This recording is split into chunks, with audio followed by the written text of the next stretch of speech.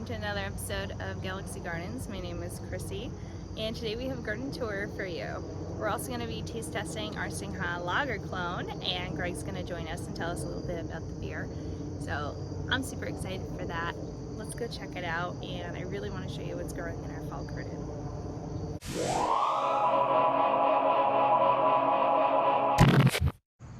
Alright, I have Greg here. We're finally going to be doing our Singha-clone taste test. So I grabbed this from the Keyser inside, and we actually went and picked up a bottle of the actual lager. So we're going to taste test. How long did this ended up lagering? You can open it if you want. You know, the easiest way for me to figure that out would be if we went back to the old video and looked at the date, because I have not been good about brew logging lately, so I didn't write down when we brewed that. But we did that video like a month ago, and then I know you kegged it like maybe a week ago. I think it was more than a month ago. I think it was 6 weeks at least would be my guess. Think so? I don't remember. I remember thinking to myself, wow, this has really been sitting there for a long time. I'm sure it's good. I mean, it is good. We've tried it. But... I kept it at 6 degrees Celsius, which I think is about 40 degrees-ish, 39, something like that. Fahrenheit, I'd have to look at a calculator to figure it out. But yeah, it tastes really good. I'm really curious to see what it tastes like side by side, because I haven't had a regular Singha in a long time. I'm interested to see the color side by side. That'll be interesting too. One thing I will say, you can already tell the Singha is a lot lighter. Yeah. A lot lighter. I did follow the clone recipe exactly, so yeah, I guess even that's the head looks different on the recipe maker. Yeah, the bubbles are a little bit bigger on the head on this. Well, I feel like ours had a bigger head. We just let it. Well, yeah, it's been sitting out for longer, so so. Honestly, now that it's filling up, I think it's clearer. I think if this was clear, it'd be comparable. Actually, I will say, one of the things I was about to say is that I forgot to add gelatin findings to this, which is... You did? Yeah. Oh. When do you do that? So if you want your beer to be this clear, it's actually pretty easy to do. You just have to get gelatin findings, which, you can just get them. Don't use gelatin from the store. Buy gelatin findings from a brewing supplier. You can buy, a pound of it for like $5 or $10 or something. It's cheap.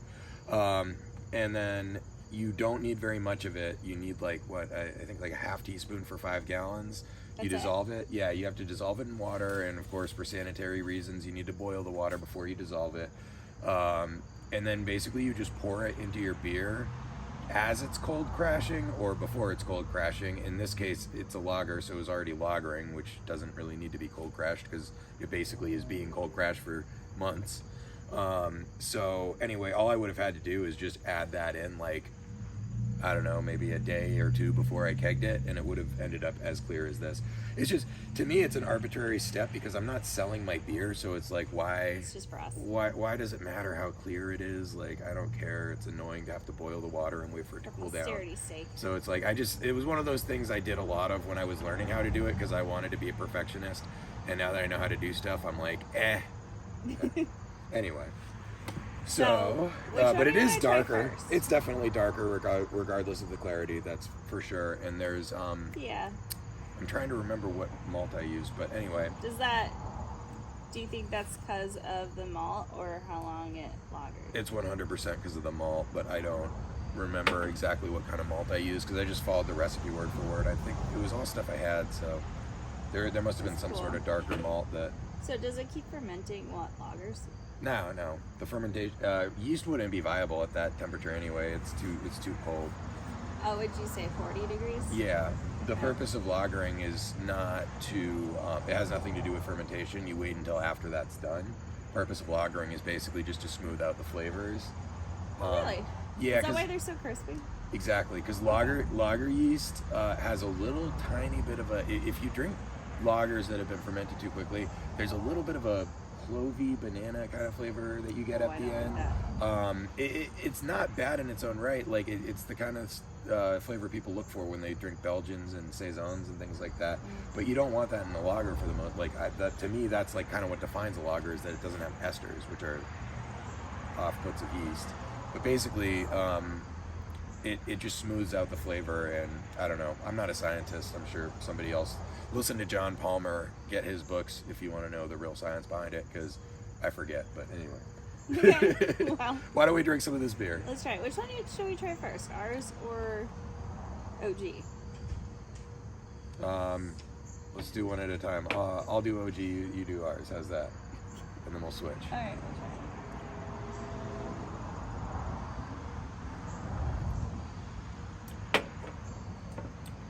try it. All right.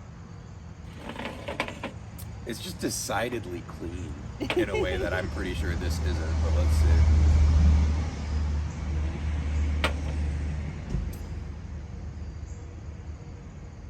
They're really similar.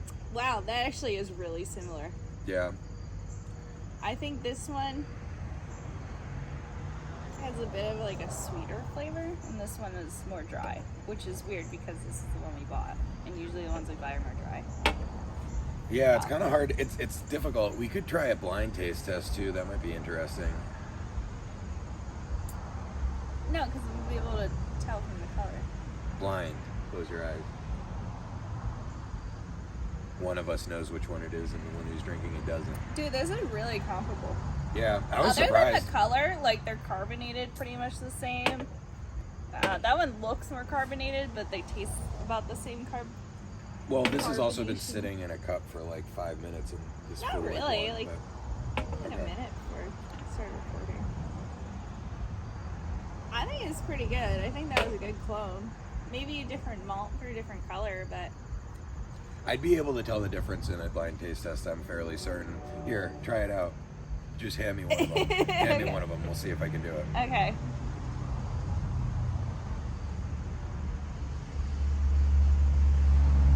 How do I know you're not cheating? My eyes are closed. Okay. I'm going to say that was the actual Singha. You're a cheater. I'm not. I swear to God. Why? Oh, now you look at it. Oh, I you was- looked at the other one. Well, of course I know what the other one is. There's two. It's process of elimination. So, yeah. There's like a little bit of an aftertaste that's just like... On the original? On the yeah. original, it's just like... I don't even know how to describe it, but there's just a little bit of an aftertaste that this one doesn't have. But like the body, the mouthfeel are pretty much exactly the same. Which makes me happy because I love this beer and it's hard to find. I mean, the one store in our area that sells a large amount of international beer They only sell sells these kinds of bottles. The only other place I know of that sells this beer is Thai restaurants, and they'll only sell it to you while you're eating there. So Pretty much. it's not an easy beer to find, really. Well, at Unless- least I'm over sure if you live, here in Western Mass, I'm sure. Yeah, like, if you live in go a to the big city. yeah, if you live in a big city, it's probably easier to find. But anyway, Yeah. So that's pretty good. I'm happy with that. I've been wanting to follow up this Singha recipe for a while. The last time we made that, I actually just got a reminder on one of my apps. Guess when the last time we made that was? made what? The Singha-clone. Oh, 2 years ago. It was when we still lived at the old apartment. 2017.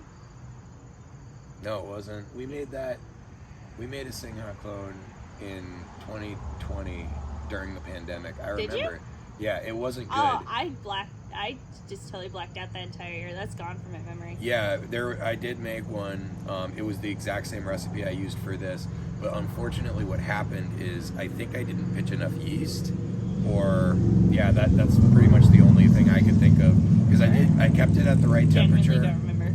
Yep, it didn't finish out, and I tried to do this thing that it's worked for me in the past. When yeast doesn't finish out, I made a yeast starter with half beer and half wort, which basically, the purpose of that is to make the yeast tolerant to alcohol, but at a lower level than what it would be thrown into, because basically yeast can only tolerate alcohol if it's already been acclimated to it, and usually it's going into a place that has no alcohol, creating small amounts of it, and then they get used to it as they continue to create it. So, they don't start to get affected by it until it's at a higher alcohol content, and certain yeast is way more alcohol tolerant than others.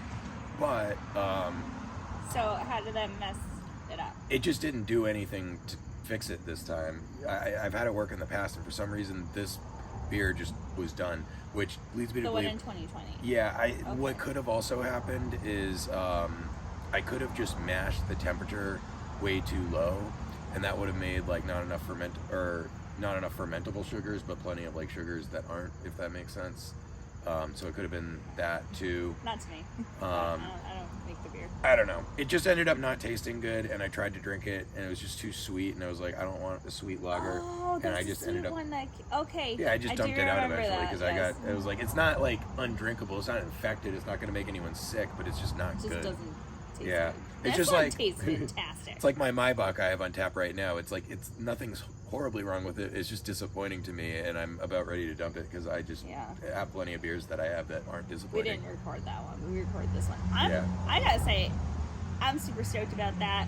We ended up just buying like a couple bottles from the store to do the taste test, but now we have like a 5-gallon keg of that, so we're gonna have some Crispy Boy beers. I love for a me little some while. Crispy Boys. Yep, I was a die-hard IPA person for years. All I would buy was an IPA. Yeah. Anywhere I went, I would just ask the bartender, "What are your IPAs? Don't waste my time with anything else." And I don't know. I can't do them anymore. They're too heavy. It's like eating a loaf of bread, but in a drink. I like having them on hand, but I'll drink 3 lagers before I drink an IPA these days. I don't know. Well, I think you've tried all the IPAs. Like, we're saturated with IPAs. We're in Massachusetts. Everybody has IPAs. We have something like, oh God, probably 30 breweries within a 20-mile radius of where we are right now, and every single one of them has half of their menu is just IPAs. So it's like, I don't know, it's just overdone at this point. Milkshake IPAs? Yeah. I don't really like milkshake IPAs. To me, the only beer I really like to put lactose in would be like a stout or a sour. I feel like I put lactose I've seen in that sours. in so many menus lately, and I'm just like, I don't want it. To me, like, it's just... I want a long. Give me a I lager. don't like a lot of residual sweetness in IPAs unless it's completely from like the fruitiness of the hops. So I don't need lactose in there. I'm not a big fan of milkshake IPAs. I still like good IPAs, New England IPAs, old school West Coast IPAs, all of it. But it's I just, like West Coast IPAs. you know, it's just not my go-to. This has become my go-to because it's just crushable and they're delicious. And yeah. Is there another beer you'd want to make to record that we could share with people? Well, do you need some thought? You know, take some thought on that? Now that I think about it, it would have been great if I had recorded the sour beer that has the berries from our garden in it. Yeah. We could at least do a taste test of it when that's ready next week. But we already Let's take a pause. Let's take a pause. Give me 1 second. We're gonna be right back.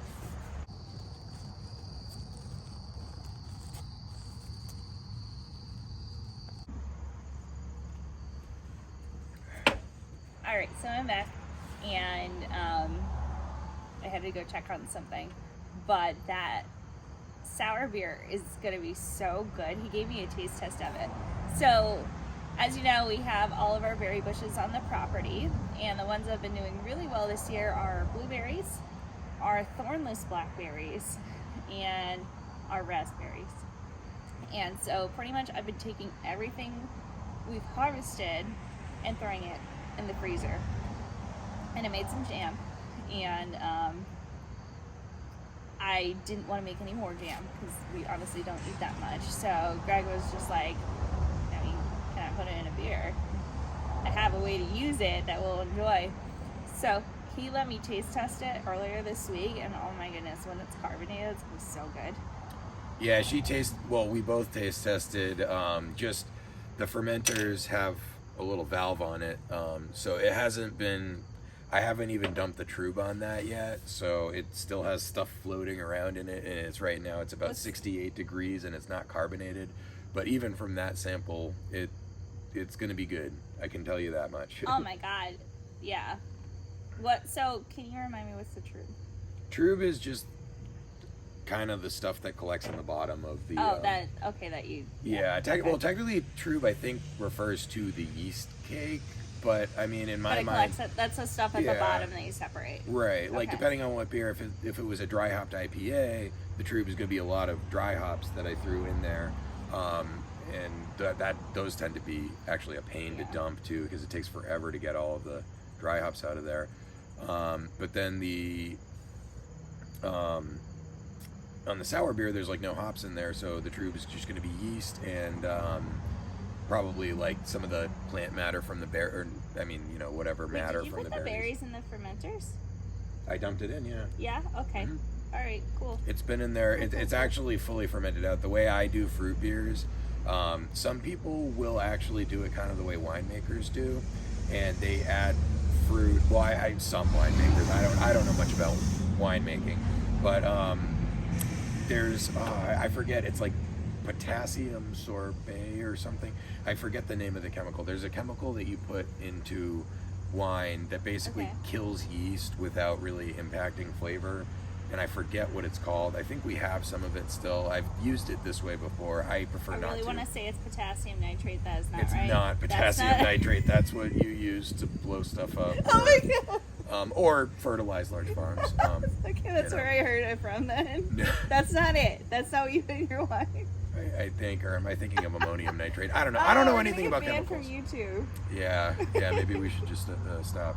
But no, whatever it is that you put in there, the purpose of that is to preserve the sweetness in whatever you added. So, the beer fermented already by the time I added the fruit, which is the way you're supposed to do it, really.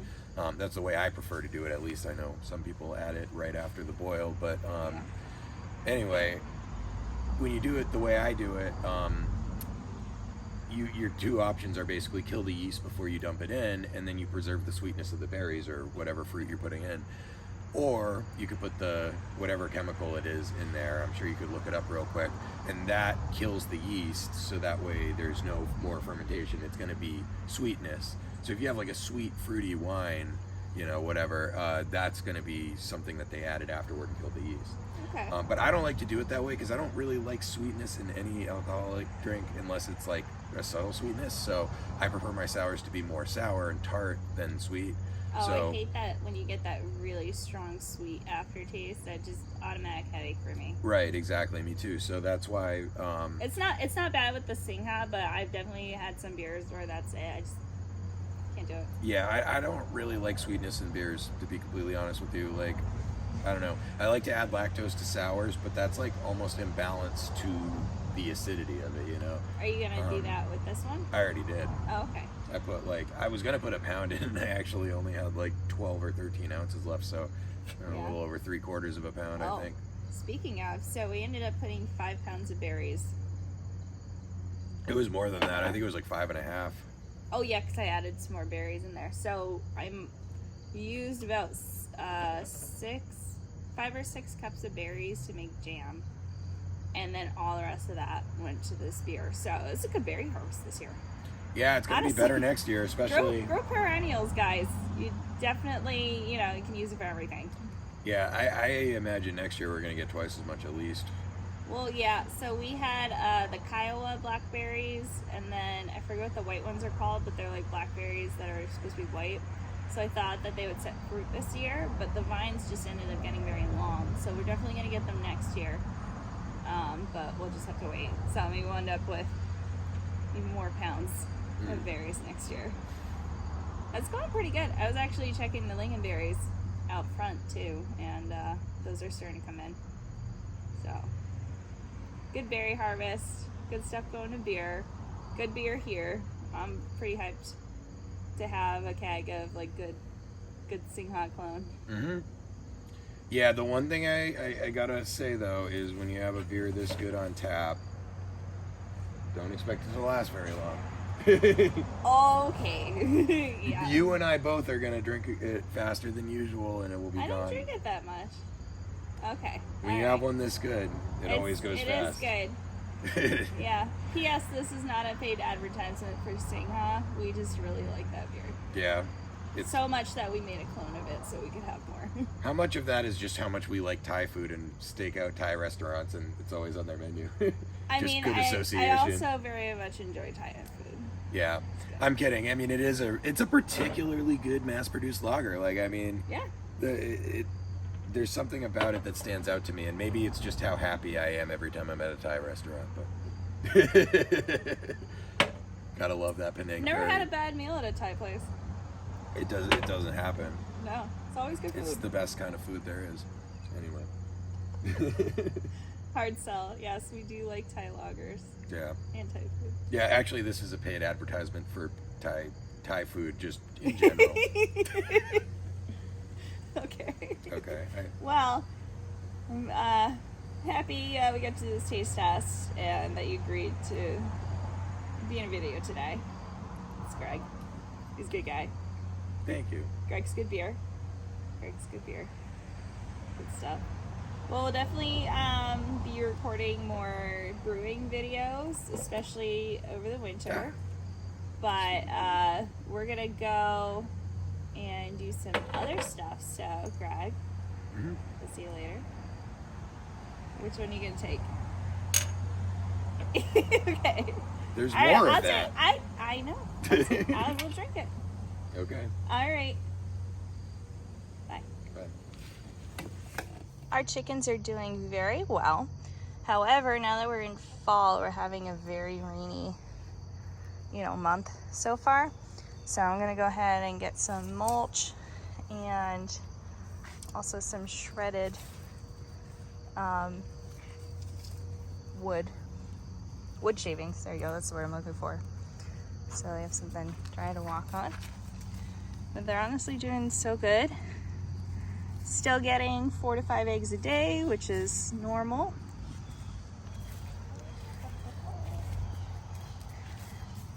There's people. Hi, lady.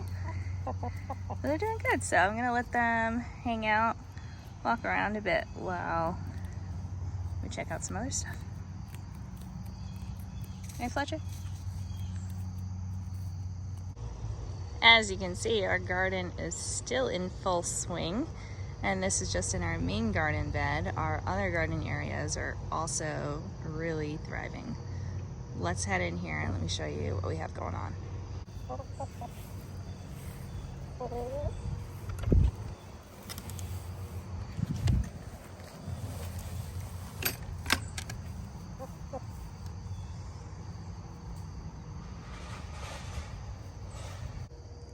We're using the back gate today. First and foremost, look at this nasturtium. We saved the seeds from last year, but I didn't actually know the variety. This one in particular has orange flowers. And the one over here with that cool spider, look at that guy. That one has red flowers. Our peppers are doing great. You can see our fennel here. Starting to make some seed pods, so I'll definitely collect that for seasoning. But everything's coming in. We just did a big harvest yesterday, so you're not going to see too many ripe things. I thought it was cool over here that our eggplant made a comeback. We also are flush with root crops, so we just harvested a bunch of radishes yesterday too. Our nights are starting to go more consistently into the 40s. So our tomatoes are gonna have to come out. We'll do another video on taking out our summer garden stuff, but I am calling it. Tomorrow is the fall equinox. I'm calling it. The tomatoes have to come out. You're gonna start seeing more and more damage with the cool nights. Fortunately, there's a lot of green tomatoes. I mean, you can't even see this. These are black beauties. Not quite ready. With these ones, it's pretty cool. I learned this from another YouTuber. You can see those up there. Oh, absolute stunners. If you want to see if they're ready, you can kind of lift up under there, and if it's still green, it's still green. Don't do the squish test because you'll damage your tomatoes. But if you lift it up and it's blushing or red, then you can start bringing them in. I haven't decided yet if I'm just gonna get the tomato vines and hang them upside down, or if we're gonna wait for the tomatoes to blush, but we'll figure that out over the weekend. Over here you can see our blue beauties. These ones usually get this color on the shoulder, at least the ones that we've been growing, and we'll notice the blushing down at the bottom. So both pretty good. Not as prolific as some other tomatoes, but that's okay. You can see I have some root crops in here. Honestly, everything looks great. Around this time last year, we did pull everything as well. All these green peppers, bring them in, they'll turn red on our table. But you can notice the tomatoes are winding down. When you get damage from cold evenings and then it warms up again, you get this crispiness. Then you end up more susceptible to blight, which is what this is. Here's a better example of it getting crispy here.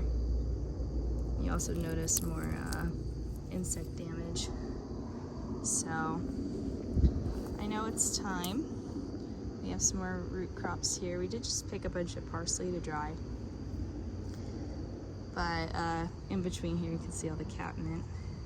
I've been really happy with this tomato design this year, and I want to share with you all the food preservation that we did. That's going to be a different video. We're going to pull out everything that we did, but we got all of our greens in, and as of today they're bouncing back. So we have some lettuce in the front, mustards in the back. Our patty pan's still going. You can see down here, the other one going right there. The production has slowed down. Oh, there's another one in there. I don't know if you can see that. But they're still kicking, so I'm just gonna let them go. I tried to fill this in, but I wasn't as attentive to it. And I didn't put anything where the other ones were.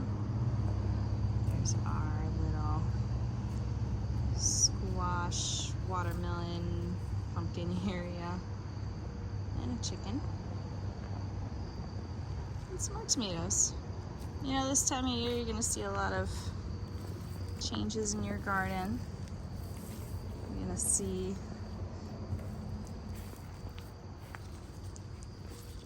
a lot of rapid transition as well. So down here we still have our celery kicking. Look at that. We'll probably cut some as it gets cooler out, just use to add to stuff. Our sage, if you watched our herb salt video, I'll put a link in the description. That might have been last week, 2 weeks ago. Sage has already bounced back. So I gotta say, summer garden, it's honestly transitioning pretty seamlessly into the fall. Now I did leave the tripod, so I'm resting this on the top of our little tomato trellis, but right here is a full bed of kohlrabi, and I just interplanted it with a bunch of daikon seeds yesterday, so that's gonna look really good in like, say 3 weeks. You can see here we have had some pests come through, but they did bounce back from when we planted them, and I found a bunch of cabbage loopers on them. We are treating it with some organic sprays, but just full disclosure, we are spraying them at this point because I want kohlrabi. Moving on, we have our dragon tongue beans coming in.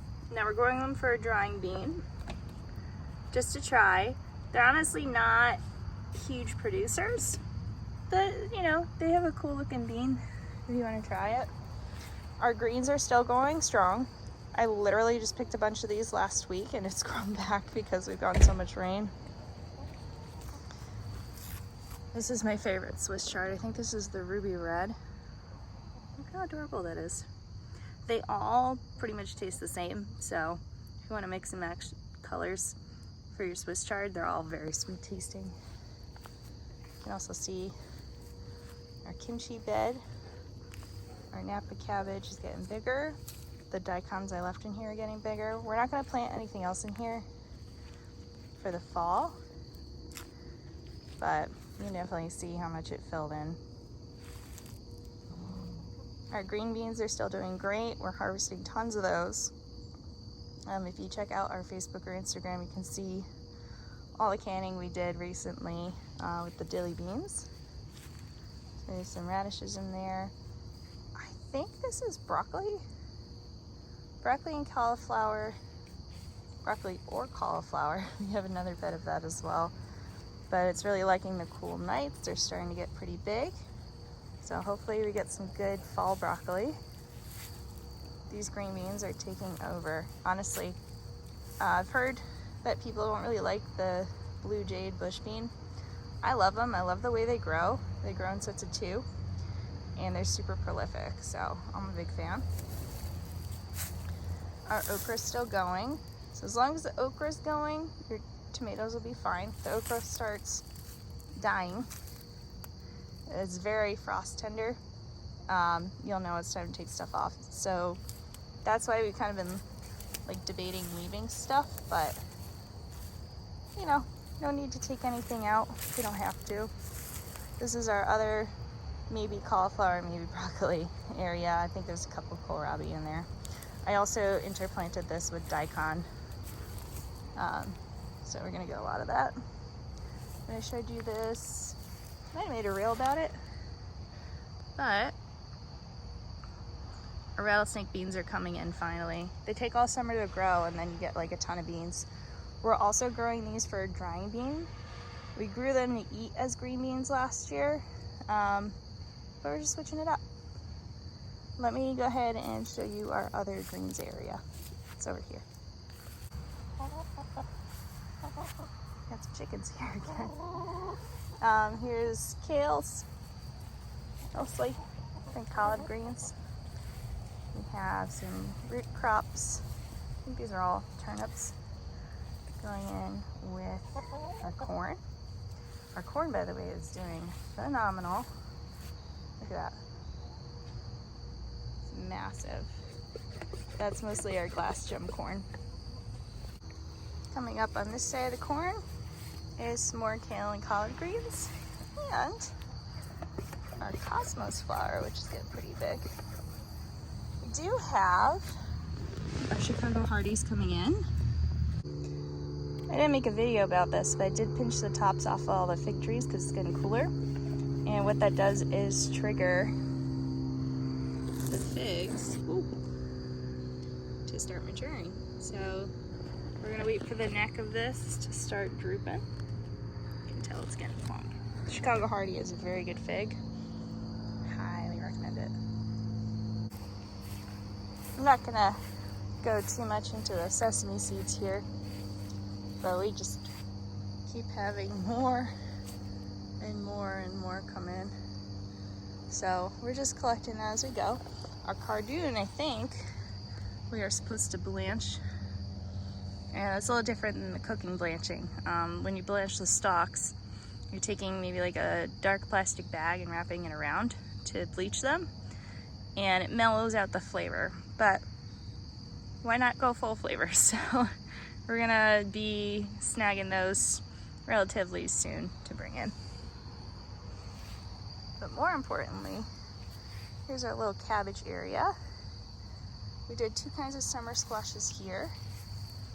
You can see they're flowering. They're a little closer to the ground, so we'll see how they do. But maybe we'll get a couple squashes before the end of the season. Our herbs are doing great though. You can see the salad burnet on the right, basil, toothpick plant over here. We have tons of Mayflower beans coming in. You could probably see some of them hanging.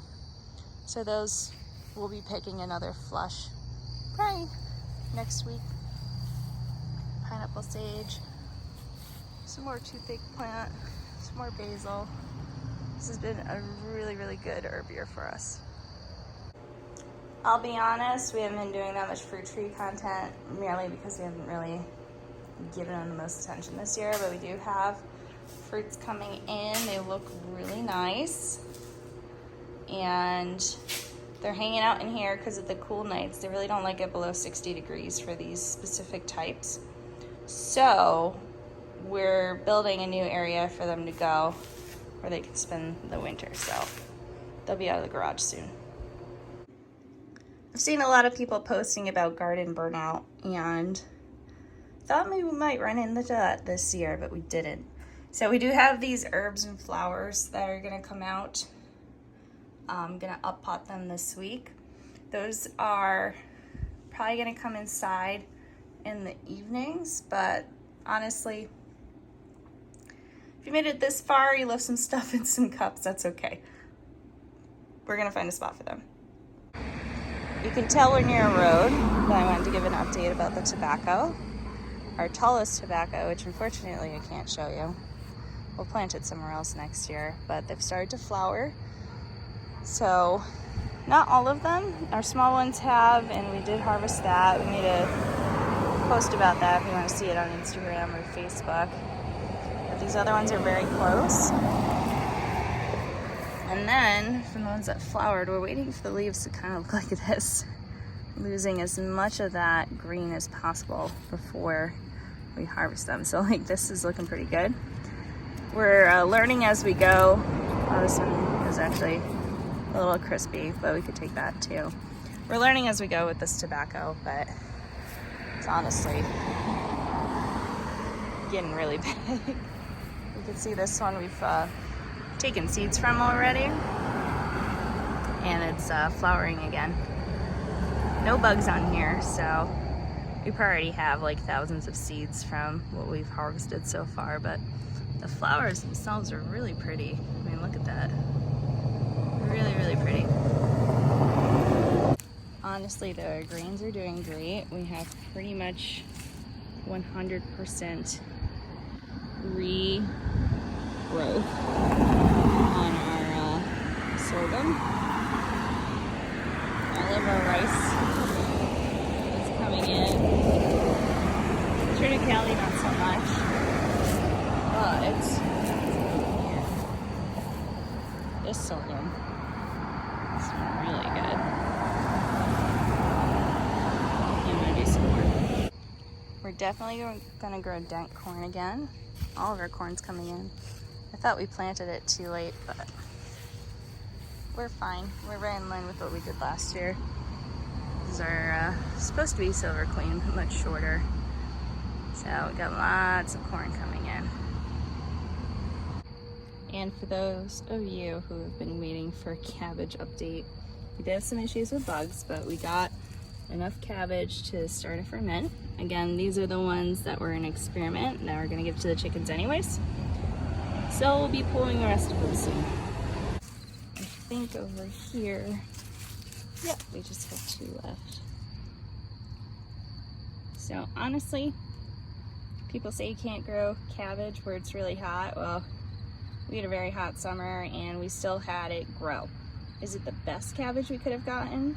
No, absolutely not. We're really banking on our fall crop, but look at that. The chickens will definitely enjoy that. I'm gonna sit in the garden for a minute before we call it a night. I hope all of your fall gardening is going well. I hope seeing what we're doing maybe shows you that you can do it next year. I know a lot of people, as soon as we start getting cold nights, just call it a wrap on any kind of gardening. But we started our fall garden, let's say back in July, maybe mid-August for a couple things. And now we have that to look forward to over the next like month and a half before it gets like way too cold. So if you're thinking of doing this for next year, it's definitely possible. While we may be taking out the summer garden soon, and that's definitely gonna take up our table for sure.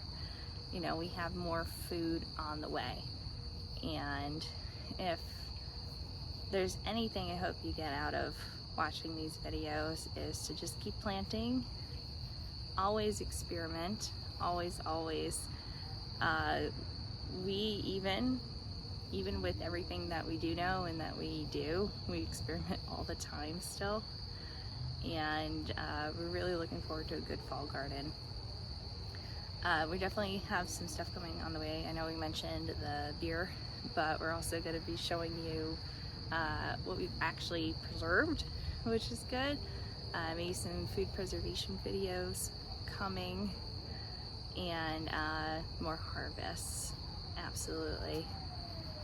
So as the fall equinox comes, I hope this is a positive transition for you into a new season.